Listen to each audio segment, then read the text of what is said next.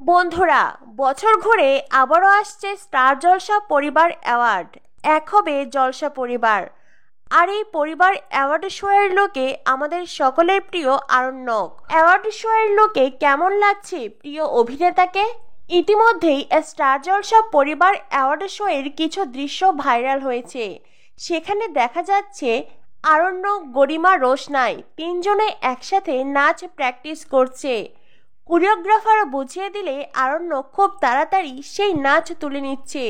সম্প্রতি award show এর একটি ইন্টারভিউতে অভিনেতা শোন ব্যানার্জি জানায় সুপারহিট দুজন ডান্সারের সাথে নাচ করবে আরণ্যক।